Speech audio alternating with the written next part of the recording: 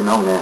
Quer dizer, o que sim fica claro, inclusive é muito sugestivo o título da doutora, A Imagem Impossível. Quer dizer que é impossível fazer uma imagem via pintura. Parece, olha, Sebino, uma Terezinha tentou, eu gostei muito, assim, de a pintura. Eu gostei muito da pintura da irmã Celina. Ela tem uma fé na pintura, muito interessante.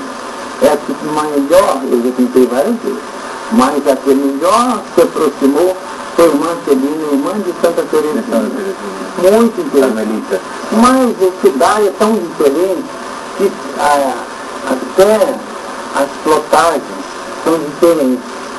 Porque, por exemplo, se eu pintar um homem sofrido, que depois é crucificado, depois de ter passado aquele suplício, e ele tem um rosto com todas as marcas, é um rosto sereno. Do ponto de vista da pessoa que entende de paz, de relacionamento humano, é o que chama muita atenção. Por exemplo, eu que não sou especialista dessa parte, o que me chama muita atenção em Jesus é a serenidade do cidade.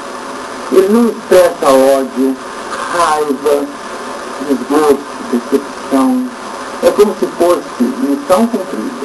E isso é muito raro entre os cadáveres, porque o torturado, os juízes examinaram, muitas pessoas, eu conheço tipo de prédio, não é meu caso, mas muitos, eu só peguei vivo, minha experiência em vivo, eu sou responsável pela experiência em vivo. Então, mas os que fizeram cadáver, no caso, os cadáveres enforcados têm a cara do enforcado, o jeito de sofrimento do enforcado, todos são parecidos. Os que são torturados têm semblante da tortura, os que são supliciados têm semblante do suplício. Jesus, passando por tudo isso, ele revela a diferença entre os mortos. Professor, eu tenho... Quando a gente fala do Sudário, né, dá a impressão, assim, a gente está falando de uma coisa que nos é muito querida, de uma coisa que é muito profunda e que ainda está muito aberta à discussão. E parece que uma coisa que é muito clara hoje já é que não é tinta, quer dizer, que não é pintura, que eu estou reforçando o que eu disse, que não é pintura. Por quê? Na pintura, claro, que teria a força, o espírito visual, o traço humano e tudo, né? E parece que os traços, eles têm a mesma consistência, o mesmo padrão. Isso é muito interessante. E tudo mostra que não é tinta. Agora, eu fico pensando aqui comigo o seguinte, né? Quando o senhor fala assim, olha, vamos pensar na tese da impossibilidade da fraude. Quer dizer, quando isso ainda está aberto à ciência, quando a ciência ainda está estudando, quando o senhor mesmo ainda está estudando, ter uma tese dessa não é um pouco temerária? Não, porque não termina nunca também. Cada vez que você inventar uma história, tem outro falando aquilo. Por exemplo, cada vez que eu começo, por exemplo, eu fui reproduzir todas as manchas de sangue. Eu, infelizmente, não consegui todas as manchas, mas no livro Filhos de Jesus, dá uma presente para você ver. Eu escolhi um manequim que tinha um corpo parecido com o de Jesus, 78 filhos, e por acaso era meu filho. Então eu tive paciência. E para você reproduzir isso em grau de cada manchinha do sudário e reproduzir sangue no corpo humano, todo essa pintura? Então essa reprodução, além de eu sou artista, e fazer, tem que ter um manequim disposto a pintar 5 horas. A senhora levou para fazer 3 horas, mas não estou andando rápido, porque não há que a pessoa se em pé, cansa, não pode sentar porque senta em cima da tinta. Tinta é uma coisa, isso é tinta. A reprodução de tinta, mesmo a reprodução de tinta demorou, você imagina se fosse fazer o sudário, e se fosse feito com sangue, a pessoa já é. Se você pegou uma lata de sangue e pintou o sudário com sangue humano, coagularia. Sangue coagula. Essa filha aqui também nessa escola? É o Paulo Marcos. Uma coisa que eu gostaria de saber, né? Eu disse no início, eu tenho algumas dúvidas. Uma delas é que eu vejo que na Idade Média ainda, não é? Alguns relatos diziam que o sangue parecia vivo, o sangue parecia novo, não é isso mesmo? Não, por outro lado é que coisas que tem. Não é assim. que parecia na Idade Média. Pois é. Não, mas atenção, nós, até hoje, não é na Idade Média. Esse teste foi repetido em 1998. O professor, só um que pegou sem luva. Quem pegou sem luva foi o professor Adler. Ele pegou e o Heller perguntou: o que você sente? Descreve tudo o que você está sentindo. Ele disse: parece que foi tecido ontem. E esse sangue, ele é vermelho, ele é preto? Não, ele é ocre. Ele é uma coisa mais velha. Pelos exames do DNA encontrado ali, o que você observou de informação? Eu falo do DNA, ele perguntou, fez uma responder.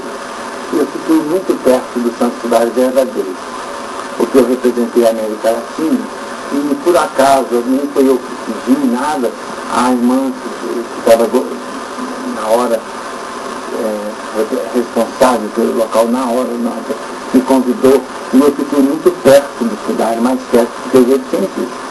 E eu tinha muita dúvida nos pés de Jesus. Se tinha, porque muitos crucifixos em Roma traz com superdâneo, com descanso para os pés separados. A maioria dos crucifixos tinha pés separados.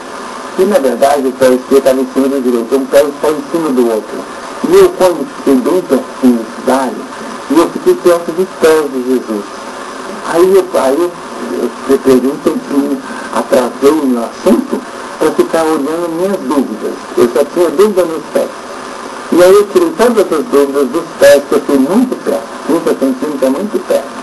E aí foi essa emoção que dá, o Sudário dá uma emoção. Mesmo eu sendo médico, acostumado com o hospital, acostumado com tudo isso, eu sou de anatomia há 20 anos, com cadáveres todo dia perto de mim, o Sudário emana uma coisa muito interessante.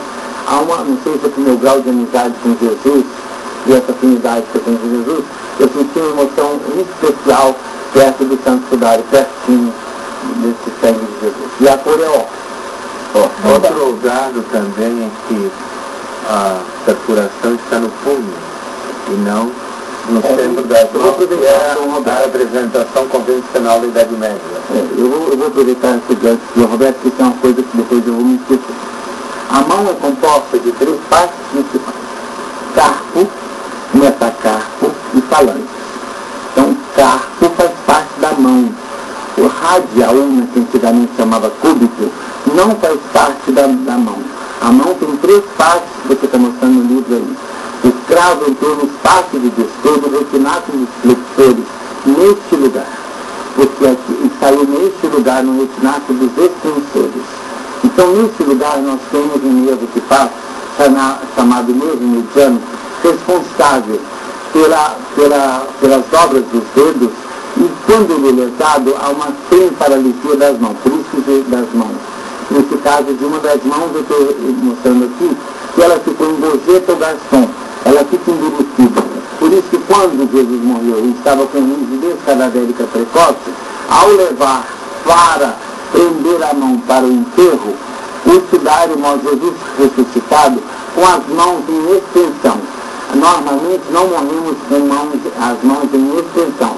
Normalmente as mãos são em posição anatômica ou pouca rigidez ou desvio do carpo. Mas no caso de Jesus, essa extensão das mãos se deve à lesão do nervo mediano, que deu uma semi-paralisia das 2 mãos. O Sudário mostra nitidamente isso. Então, entrou no espaço de descer. Muitos crucifixos mostram neste lugar. Se fosse neste lugar, seria rasgado, que os umbricais e os interóculos são músculos muito, muito fracos. Eu sou professor de anatomia. Esse músculo não